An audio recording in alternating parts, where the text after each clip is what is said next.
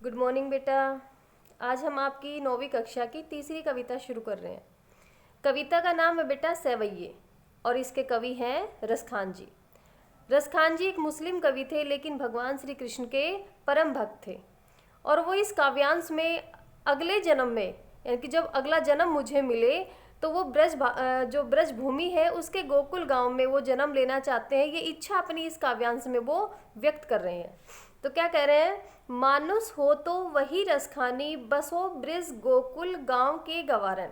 मानुष यानी मनुष्य, रसखानी कवि का नाम है रसखान जी। बसो बसना चाहता हूँ, ब्रज ब्रज भूमि गोकुल गांव के गवारन, गवारन यानी गवाले। प्रस्तुत पंक्ति में रसखान जी कहते कि हे भगवान, इनकी हे श्री कृष्ण, अगर मैं अगले जन्म में मनुष्य बनूं, मुझे मनुष्य का जन्म मिले तो मैं ब्रज भूमि के गोकुल गांव के गवालों के बीच बसना चाहता हूँ। यानी कि मुझे मनुष्य का जन्म मिले तो मैं ब्रज में जो गोकुल गांव है उसके गवालों के साथ रहना चाहता हूँ, बसना चाहता हूँ। जो पशु हो तो कहा बस मेरो, चरो नित्य नंद की धेनु मजारन। पशु यानी कि पशु, चरो चरना, नित्य रोजाना, धेनु गाय, मंझारन बीच में। अगली इच्छा क्या करता है? यदि मुझे पशु बनाओ, यदि मैं पशु बनूं तो मेरा अपने आप पर वश नहीं रहेगा और मैं रोजाना नंद बाबा की गायों के बीच चरना चाहता हूँ। अगर पशु बनूं तो नंद बाबा की गायों के बीच रोजाना चरना चाहता हूँ। पाहन हो तो वही गिरी को, जो कियो हरि छत्र पुरंदर धारण।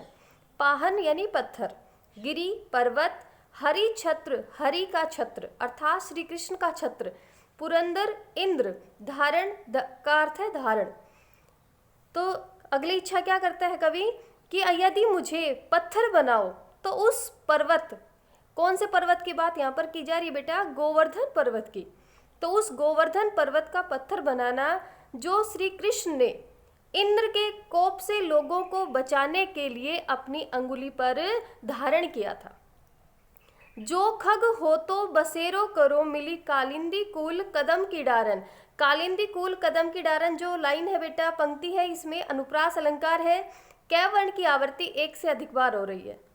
तो कहते खग यानी पक्षी, बसेरो बसेरा करना, कालिंदी यमुना, यमुना का पर्यायवाची है कालिंदी, कूल किनारा, कदम एक पेड़ का नाम है जो यमुना नदी के किनारे पर है। तो कहते हैं कि यदि मैं पक्षी बनूं तो यमुना नदी के किनारे जो कदम के पेड़ की शाखाएं हैं उस पर बसेरा करना चाहता हूँ। फिर देखो एक बार, यदि मैं मनुष्य बनूं तो ब्रज में जो गोकुल गांव है उसके गवालों के बीच रहना चाहता हूँ। यदि मुझे पशु बनाओ या मैं पशु बनूं तो रोजाना नंद बाबा की गायों के साथ चरना चाहता हूँ, उनके बीच में रहना चाहता हूँ। पाहन हो तो वही गिरी को, यदि मुझे पत्थर बनाओ तो उस गोवर्धन पर्वत का बनाना जो इंद्र के कोप से लोगों को बचाने के लिए श्री कृष्ण ने अपनी अंगुली पर धारण किया था। यदि मैं पक्षी बनूं तो यमुना नदी के किनारे जो कदम का पेड़ है उसकी शाखाओं पर बसेरा करना चाहता हूँ, क्योंकि वहाँ पर श्री कृष्ण ने अपनी रास लीला की थी, बंसी बजाई थी। ठीक है बेटा, तो ये आपका पहला काव्यांश है, आपको ये समझना है, इसकी व्याख्या याद करनी है। ठीक है, धन्यवाद।